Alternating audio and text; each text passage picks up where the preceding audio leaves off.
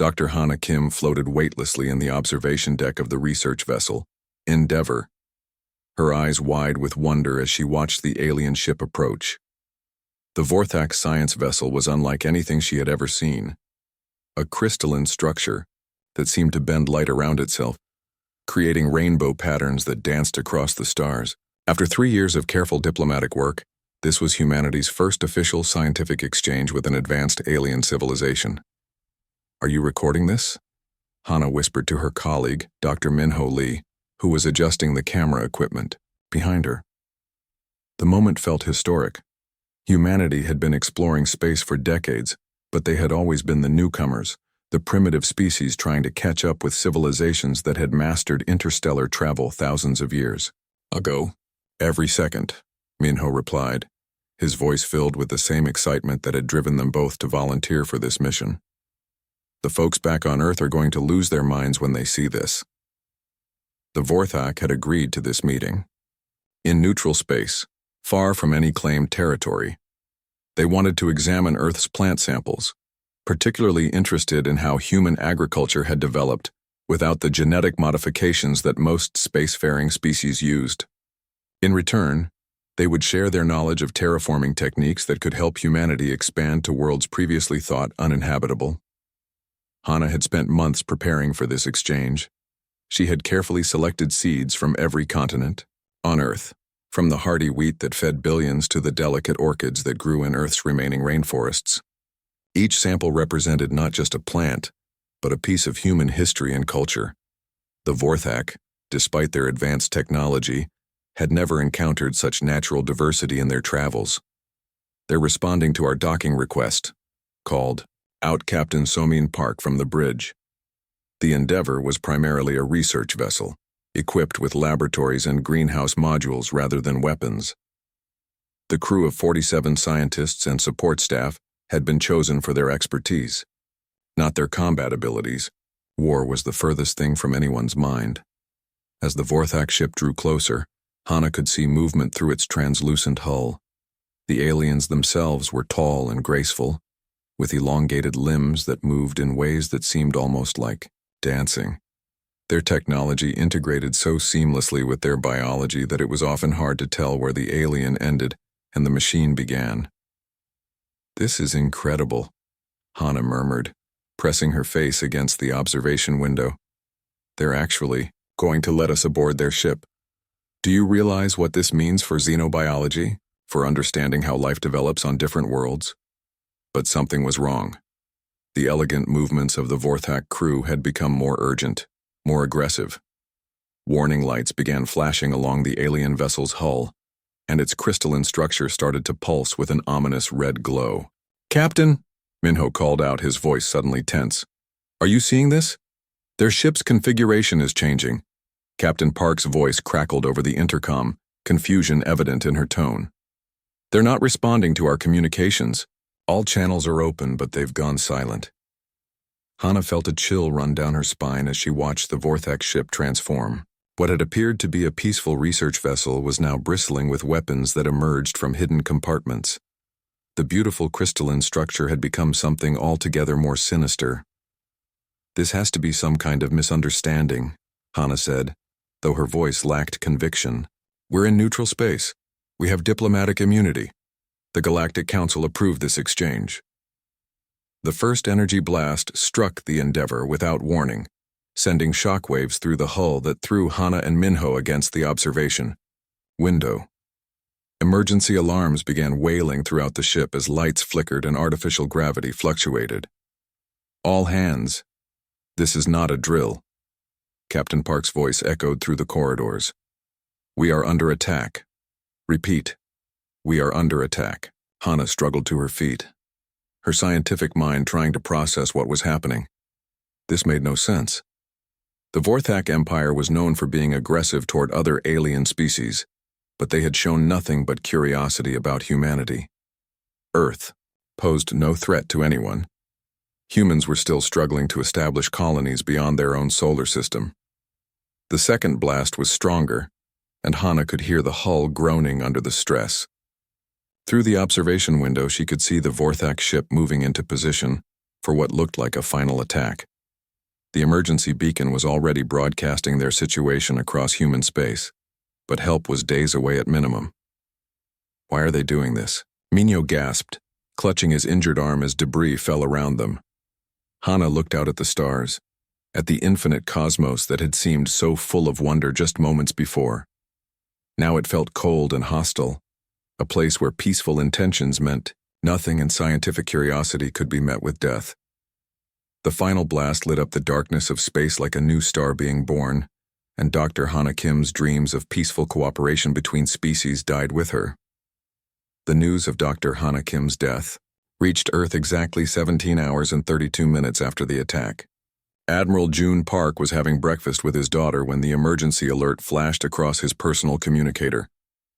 The message was short, clinical, and devastating. First human killed by hostile alien action. Peaceful scientific mission destroyed. No survivors. June set down his coffee cup with hands that didn't shake, though something cold and terrible was already forming in his chest. His 8-year-old daughter Yuna looked up from her cereal, sensing the change in her father's demeanor. "Daddy? What's wrong?"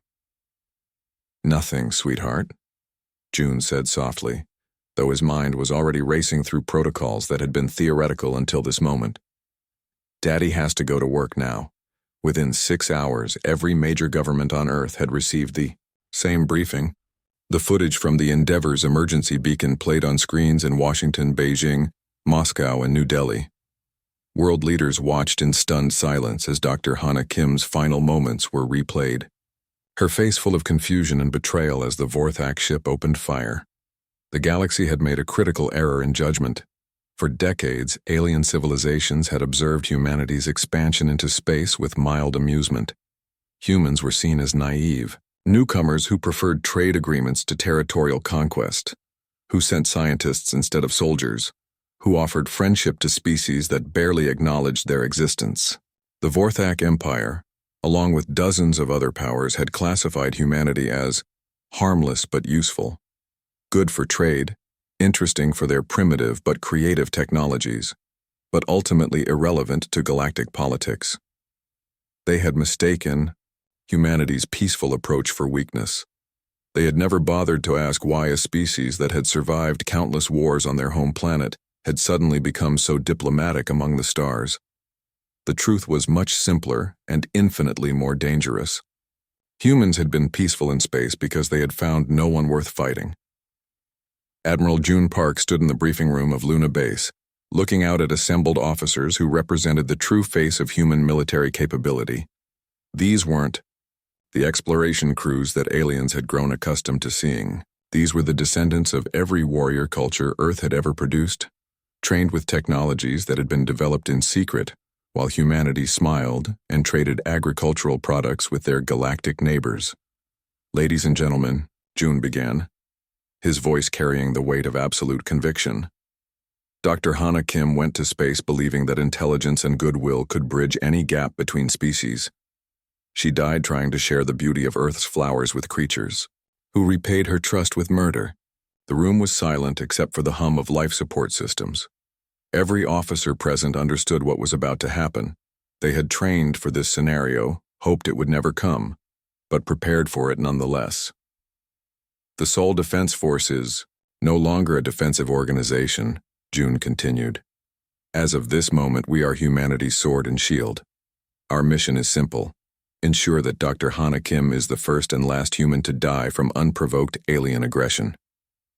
What the galaxy didn't know was that human research vessels and trade ships had been equipped with scanning technology far more advanced than anything the Vorthak possessed. While aliens had been dismissing humanity as primitive, human engineers had been quietly revolutionizing space-time manipulation, quantum mechanics, and weapons technology. Every human ship that had ever left Sol system had been gathering intelligence, mapping hyperspace routes, and studying alien military capabilities. The Sovereign, Admiral Park's flagship, didn't look like any ship the galaxy had seen before. Where alien vessels were either elegant works of art or brutal displays of military might, human ships were designed with a single principle in mind: absolute effectiveness. The Sovereign could fold space around itself, appearing and disappearing from normal spacetime at will. Its weapons didn't just destroy targets, they rewrote the fundamental structure of matter itself, turning enemy ships into expanding clouds of harmless gas. "Sir," Commander Hyun Kim reported from the tactical station, "all fleets are reporting ready status. We have 17 battle groups positioned at jump points throughout Vorthak space." June nodded, his expression calm but his eyes carrying the focused intensity of a predator. The galaxy was about to learn something that humans had always known but hoped never to demonstrate. They were very, very good at war. "The Vorthak Empire believes they killed one scientist and destroyed one research vessel," June said to his assembled fleet commanders via holographic communication. "They have no idea that they just declared war on a species that views military strategy as the highest form of art." The attack began simultaneously across 17 star systems, coordinated with precision that would have impressed Earth's greatest military minds throughout history. Humanity had been peaceful in space for one simple reason. They had been waiting for an opponent worthy of their attention. The Vorthak Empire was about to discover they had finally found one. The Vorthak High Command was in the middle of their daily strategic briefing when the first report started coming in. General Vextar was reviewing routine patrol schedules when his aide burst into the chamber, all four of his arms trembling with panic. "Sir, we have multiple contacts appearing across the Empire. Unknown vessels jumping directly into our most secure systems." General Vextar's mandibles clicked in annoyance. "Impossible. Our early warning networks would have detected any fleet movements days ago. These primitive humans don't even have proper military vessels." But the tactical display told a different story. 17 red dots appeared simultaneously on the holographic map of Vorthak space, each one marking a critical military installation. The dots weren't moving randomly. They had appeared at exactly the right coordinates to cut off supply lines, communications hubs, and fleet staging areas. Captain Daehyun Choi stood on the bridge of the human destroyer. Retribution watching, as Vorthak defense platforms powered up their weapons with desperate urgency. His ship had materialized less than 50 kilometers from the alien fortress, close enough that he could see the panic lighting up their communication arrays. "Sir, they're trying to send distress signals to their other bases," reported Lieutenant Young Ho Nam from the communications station. "Let them try," Daehyun replied calmly. "They'll find their neighbors are a bit busy right now." What the Vorthak didn't understand was that this attack had been planned for 3 years. Every human trader who had visited Vorthak space, every cultural exchange student, every diplomatic envoy had been quietly gathering information while genuinely pursuing their stated missions. The humans hadn't lied about wanting peace. They had simply prepared for the possibility that their goodwill might not be returned. Commander Seojin Lee had spent 8 months living on the Vorthak homeworld as part of a cultural exchange program. She had learned their language, studied their art, and made genuine friendships with Vorthak civilians. She had also memorized the locations of every military facility, communication relay, and government building on the planet. Her detailed reports were now guiding precision strikes that avoided civilian areas entirely, while crippling the Empire's ability to coordinate a response. "Target the communication array first," Daehyun ordered. "I want them isolated before they realize what's happening." The human weapons were unlike anything in the Vorthak arsenal. Instead of the brutal energy beams that most species used, human ships fired quantum disruption fields that simply turned matter into harmless energy. Entire military installations vanished without explosions, without debris, without any risk to nearby civilian populations. On the Vorthak frontier world of Kethmore, Merchant Captain Junho Kim was watching the attack unfold from his trading post. He had been selling earth spices and textiles to local Vorthak families for 2 years, building relationships and learning about their culture. The aliens had grown to trust him, often sharing information about military movements and government policies that they assumed a simple human trader couldn't possibly understand. "The defense platforms are going offline," Junho reported to the human fleet through encrypted channels. "But there are 3 civilian evacuation centers within 2 kilometers of the military complex." "Understood," came the reply from Admiral Park's flagship. "All weapons are programmed to avoid civilian structures. Proceed with the operation. This was the terrifying efficiency that made human warfare different from anything the galaxy had seen before. Other species fought wars of conquest, seeking to claim territory or resources. Humans fought wars of correction, seeking to modify behavior while minimizing collateral damage. The Vorthak military command on the fortress world of HFY was trying desperately to coordinate a counterattack when they realized the scope of their problem. Every major military installation in their empire was under simultaneous assault, but their civilian populations were completely untouched. The humans weren't trying to conquer Vorthak space. They were surgically removing the empire's ability to project military power while leaving their society intact. Captain Minjun Park, commanding the assault on the Vorthak fleet yards, watched as alien workers evacuated their facilities in orderly lines. His targeting computers had been programmed with detailed blueprints of every building, distinguishing between military manufacturing and civilian workshops. The weapons that built Vorthak warships were being systematically destroyed, but the factories that produced civilian goods remained operational. "Sir, we're receiving surrender signals from multiple Vorthak commanders," reported his tactical officer. "Accept their surrenders," Minjun replied. "But continue the mission. We're not here to accept their capitulation. We're here to ensure they can never threaten human civilians again." Within 72 hours, the Vorthak Empire's military infrastructure had been reduced to scrap metal and fading energy signatures. Their fleets were gone, their weapons factories were offline, and their communication networks were severed. But their cities were intact, their civilian populations were unharmed, and their cultural centers remained untouched. The message was clear. Humanity could reach anywhere in the galaxy, strike with surgical precision, and disappear before any response was possible. They had demonstrated the ability to dismantle an entire interstellar empire without harming a single non-combatant. The hunt was over. Now came the reckoning. The emergency session of the Galactic Council convened exactly 96 hours after the Vorthak Empire went silent. Representatives from 47 different species gathered in the Great Crystal Amphitheater on Nexus Prime, their usual diplomatic composure replaced by barely controlled panic. Ambassador Krelthax of the Triarch Confederation stood at the central podium, his three heads speaking in overlapping tones of disbelief. "The humans have done something impossible. An empire that has dominated this sector for 3,000 years has simply stopped existing." In the observation galleries, news correspondents from across the galaxy transmitted the proceedings to their home worlds. The destruction of the Vorthak Empire was the only story that mattered, and every species was asking the same terrifying question: if it could happen to the Vorthak, could it happen to them?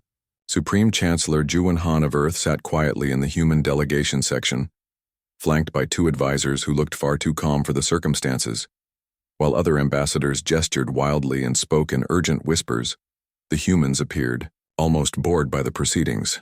"The established rules of warfare have been completely ignored," declared Admiral Zephyrus of the Void Syndicate, his mechanical voice echoing through the chamber. "Civilized species target military installations, accept surrenders, and negotiate terms. These humans have made entire fleets simply disappear." What the aliens didn't understand was that humans had studied galactic warfare for decades and found it wasteful and inefficient. The traditional pattern was simple: declare war, fight large battles, occupy territory, negotiate peace, then repeat the cycle when political circumstances changed. It was a system that kept military contractors wealthy and civilian populations in constant fear. Humans had developed a different approach entirely. Why fight an enemy when you could simply remove their ability to fight? Why occupy territory when you could make occupation unnecessary? Why negotiate with military leaders when you could make it impossible for them to project power in the first place? The Vorthak situation was a perfect example. Within 24 hours of the initial strike, human engineering teams had arrived at civilian population centers throughout the former empire. They brought medical supplies, food distributors, and communication equipment, not as conquerors but as aid workers. Captain Soyeon Kim was overseeing relief operations on the former Vorthak capital world, working alongside alien civilians who had watched their government vanish overnight. The Vorthak people were confused and frightened, but they were also discovering something remarkable. Life without their oppressive military hierarchy was actually better. "The humans are offering to rebuild our infrastructure," reported a Vorthak engineer named Thelkax to his family. "But they're not asking for anything in return, they're not even claiming territory." This was what terrified the other galactic powers. Human warfare wasn't about conquest or dominance. It was about problem-solving. The Vorthak Empire had been a problem because it had killed a human civilian. The solution wasn't to replace it with human control, but to ensure it could never hurt anyone again while helping its people build something better. In the war rooms of the Triarch Confederation, military planners stared at tactical displays that made no sense. Human fleets had appeared simultaneously across 17 star systems, executed their missions with perfect coordination, and then vanished back into hyperspace. There had been no invasion forces, no occupation fleets, no demands for surrender. "They're not following any recognizable strategy," muttered General Quindar, studying the after-action reports. "They eliminated military targets with surgical precision, but they left civilian infrastructure completely intact. They could have conquered the entire Vorthak Empire, but instead they're helping rebuild it." The Void Syndicate was having similar discussions in their fortress stations on the galactic rim. Their intelligence services had been trying to track human fleet movements for weeks, but it was like chasing shadows. Human ships could fold space-time in ways that made traditional tracking impossible. "We need to assume they have complete intelligence on our operations," advised Intelligence Director Hexaval during a closed-door briefing. "If they could map the entire Vorthak Empire while pretending to be merchants and diplomats, they've certainly done the same to us." Back on Nexus Prime, Chancellor Han finally stood to address the Galactic Council. The chamber fell silent as the human representative walked to the central platform, his movements calm and deliberate.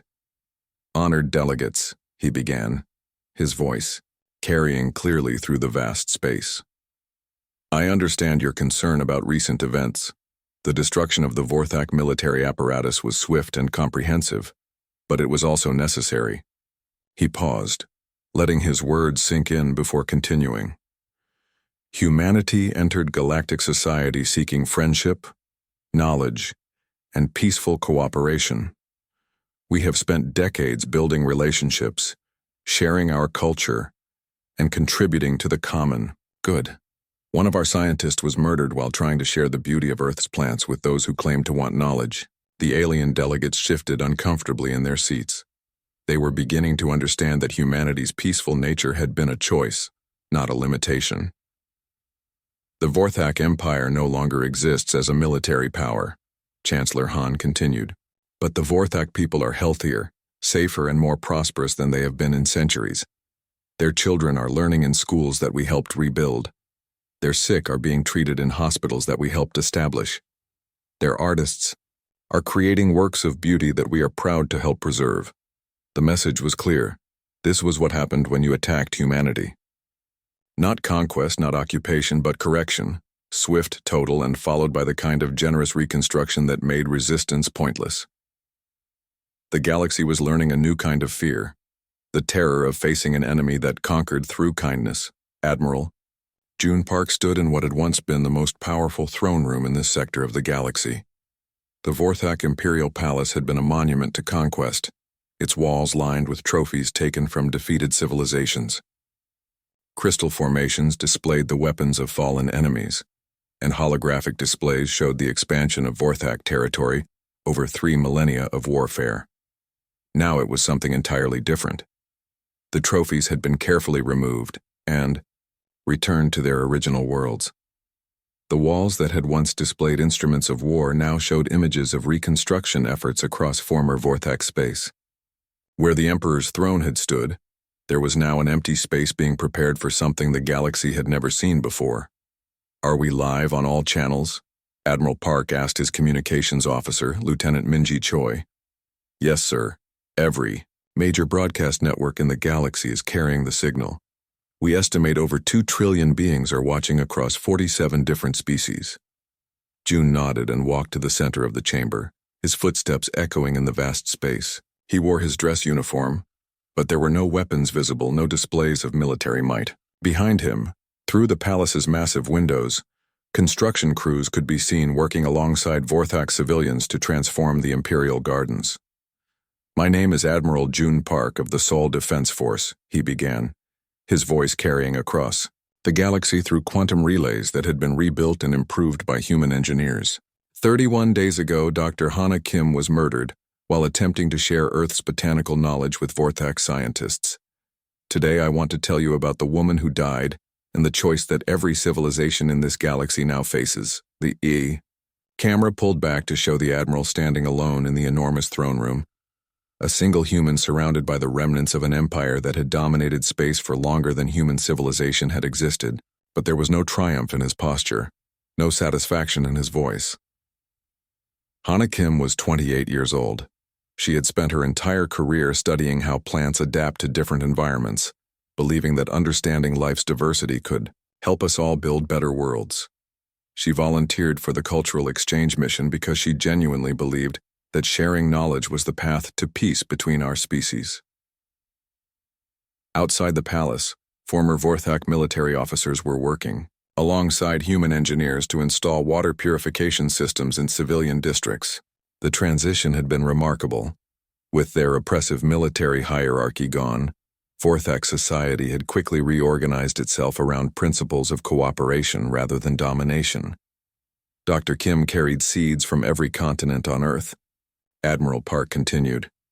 She had samples of wheat that feeds billions, flowers that exist nowhere else in the universe, and trees that have grown on our world for millions of years. She wanted to create hybrid plants that could help both our species colonize worlds that were previously uninhabitable.